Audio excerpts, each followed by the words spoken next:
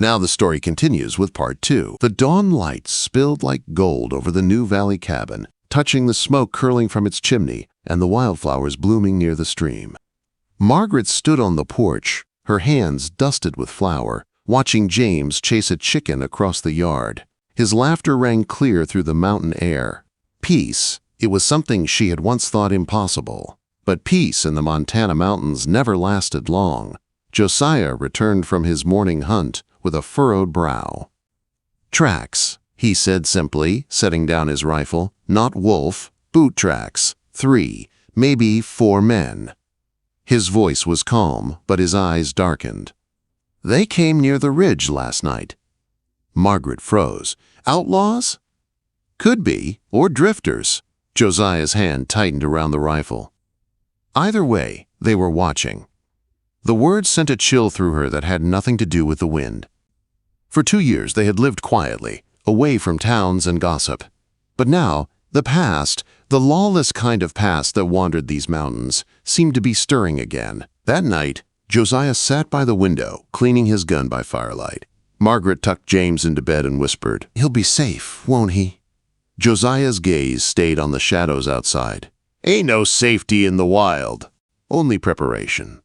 The next morning, James found something half buried near the stream, a silver locket engraved with a name, Ruth. Margaret turned it over in her palm. It was warm from the boy's hand, yet when Josiah saw it, his face went cold. "You know who this belongs to?" she asked softly. Josiah's jaw tightened. "No."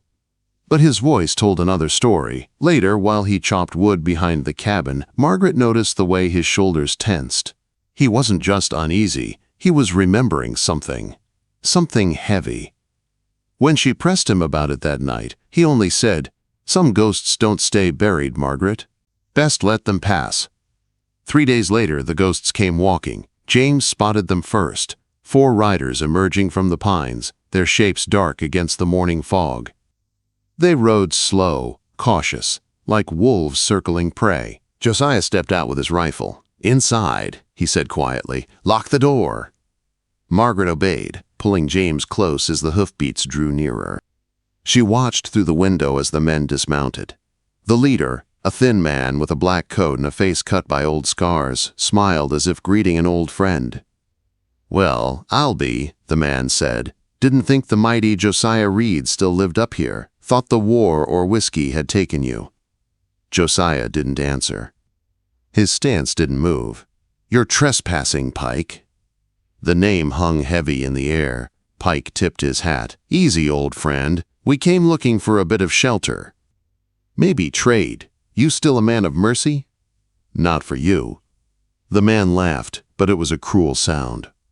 "You got a fine-looking homestead here. And company, too, I hear.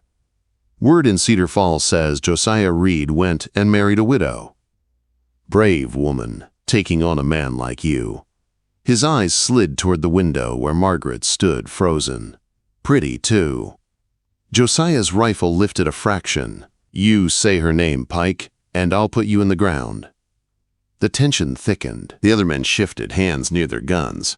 Pike only smirked. "Same Josiah I remember. Hot-headed and dangerous. Tell me, you still carry the blood of my brother on your hands?"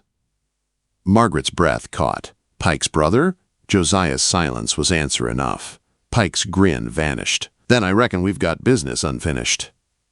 He reached for his gun, but Josiah moved first. The rifle thundered once, echoing through the valley. Pike's hat flew off, and a red mark bloomed along his temple. The man staggered back, dazed but alive. "Next shot won't miss," Josiah said flatly. "You and your men ride out now. Don't look back." For a moment no one moved, then Pike spat blood into the snow. "This ain't over, Reed. You can hide up here all you like, but I'll be back. You took my kin. One day I'll take yours."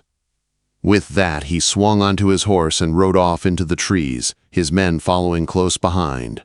The sound of hooves faded, but the threat lingered like smoke. When Josiah came back inside, Margaret was waiting. "What did he mean, Josiah? What blood?" Quote. Josiah sat heavily by the fire, his face hard and unreadable. "Long before I found you, I was a different man. Pike's brother. He was part of a gang that burned a settlement. I was deputy then. Tried to stop them. Only one walked away, and it wasn't him. Margaret's voice trembled. So this is revenge? Men like Pike don't forget. He'll come back when the snow melts. Outside, the wolves began to howl again, their cries cutting through the night. James stirred in his sleep. Margaret reached for Josiah's hand. Then we'll be ready. He looked at her, the firelight reflecting in his eyes. You still trust me after everything? She nodded. I trust the man who saved my life and keeps saving it. Josiah turned to the flames, his expression softening. Then God help anyone who tries to take it from me. The wind moaned outside, whispering across the frozen ridge where shadows moved unseen. The mountains had given them peace once. Now, they were about to test it. Snow melted fast that spring. The mountain streams swelled, carving bright ribbons through the thawing earth. Birds returned to the trees, and the smell of pine and wet soil filled the air. But inside the cabin, peace was gone. Every morning, Josiah checked the traps and the tree line. Every night, he cleaned his rifle and sat by the window, watching. Margaret tried to hide her fear for James's sake, but the boy sensed it. Mama, he whispered one night, is the bad man coming back? Margaret held him close. Not while Mr. Josiah's here, sweetheart. He'll keep us safe. But even she wasn't sure anymore. On the fourth day, Josiah came back from the ridge with a grim face. They've been close, he said. Fresh tracks, smoke near the western pines. Margaret swallowed hard. What do they want? Me, Josiah said quietly. But they'll take everything I care for if they have to. That night, as the sun bled out behind the mountains, Margaret stood on the porch, watching him sharpen his knife by lantern light. He looked different now, like the wild man she'd first met, the kind of man who could kill without blinking. But beneath that roughness, she saw something else. Fear, not for himself, but for her and their boy. Josiah, she said softly, what if we go south, leave the valley before they return? He shook his head. Running won't help. They'll track us, only one way to end it. The next morning, he began preparing. He set traps along the ridge, fortified the cabin walls, and dug a shallow pit near the stream. For cover, he said simply. Margaret worked beside him, her hands raw and trembling, but she didn't complain. She'd survived storms, hunger, and wolves. She would face this too. By the third night, the signs were clear. Horses, 4 of them, moving slow through the timber. Margaret grabbed James and pulled him inside. Josiah loaded his rifle, his face calm as stone. Stay by the hearth, he said. If anything happens, you take the boy through the root cellar. Follow the stream south till you hit the ridge trail. What about you? She whispered. He met her eyes. I'll find you. I always do. The first gunshot split the night. Glass shattered. Margaret screamed as a bullet buried itself in the wall behind her. Josiah fired back, the flash lighting the cabin like lightning. Down! He barked, shoving the table over for cover. James cried out, clinging to her skirt. Outside, men shouted. Another shot tore through the door. Josiah returned fire, then rolled behind the window frame, reloading fast. Stay low, he called, but Margaret had already moved. She grabbed Josiah's old revolver from the shelf and pressed it to her chest. Her hands shook, but her eyes were fierce. The battle raged for what felt like hours. Gunfire echoed through the valley, the wolves howling in answer. Smoke filled the cabin, stinging her eyes. When the firing finally stopped, silence fell heavy as snow. Josiah peered through the cracked door. 3 down, he muttered. Pike's still out there. Then came the voice, from the trees, calm and cold. Reed! I told you this wasn't over. Come out and face me, or I'll burn your pretty house to the ground. Margaret's heart stopped. Josiah looked back at her. Take James. Go to the cellar. Quote, No, she said, not without you. His eyes softened for the briefest moment. You're my heart, Margaret. You keep him safe. That's how you save me. Before she could answer, he was gone, out into the dark. She clutched James tight and watched through a crack in the door. The moonlight fell on two figures in the clearing, Pike and Josiah, facing each other among the whispering pines. "You could have left it alone," Pike said, his voice low. "Could have lived your quiet little life." "Some things don't stay buried," Josiah replied. "You brought this on yourself." Pike laughed, then drew first. The sound of the shot echoed up the ridge, but Josiah was faster. His bullet struck true. Pike fell hard into the snow, his gun still smoking. For a moment, nothing moved. Then Josiah staggered, clutching his side. Blood soaked through his shirt. Margaret ran to him, her bare feet breaking through the snow. "Josiah!" She dropped beside him, pressing her hands to the wound. "Stay with me." He smiled weakly. "You're warm," he whispered. "Keep him warm." His eyes flicked toward James, who was crying silently. "Don't talk like that," she begged. "You're not leaving us." But his strength was fading fast. He reached into his coat and pulled out the silver locket, the one engraved Ruth. He pressed it into her hand. "For him," he said, "for the boy. Remind him that even men made of stone can love." Tears streamed down her face. "Josiah, please!" He touched her cheek, his thumb gentle. "You gave me back my soul." Then his hand fell still. Margaret's cry broke through the night, raw and aching.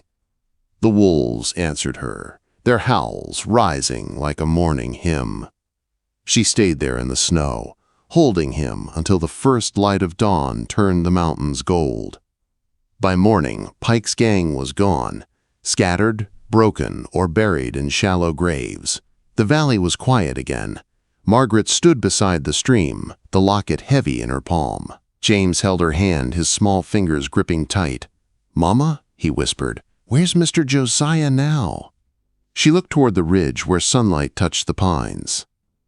"He's home, sweetheart," she said softly. "He's finally home." The wind blew gently through the valley, carrying with it the faint echo of a wolf's cry, strong, proud, and free. And somewhere deep in the heart of the Montana mountains, Josiah Reed's spirit walked on, guarding the family he had died to protect. The snow melted early that year. Streams ran fast and cold, carrying the winter's sorrow down through the valleys. Margaret stood by the grave beneath the pine ridge, her hand resting on the rough wooden cross Josiah had carved years before, long before he ever knew it would mark his own name. She had placed the silver locket at the foot of the cross, the one engraved Ruth. It glimmered in the sunlight, half buried in the melting snow. "I'll take care of him," she whispered. "You gave your word, and I'll keep mine." Behind her, James was stacking firewood, his movements careful and steady, the way Josiah had taught him. He was 7 now, taller, stronger, though his eyes still searched the horizon like his stepfather's had. "Come inside, sweetheart," Margaret called. "The stew's almost done." Quote. He dropped the wood and ran to her, his boots splashing through the mud. As she closed the cabin door, the smell of venison and pine smoke filled the room. Life had returned, quietly, like green shoots through thawing soil. But peace, Margaret knew, was not the same as stillness. The mountains had changed her.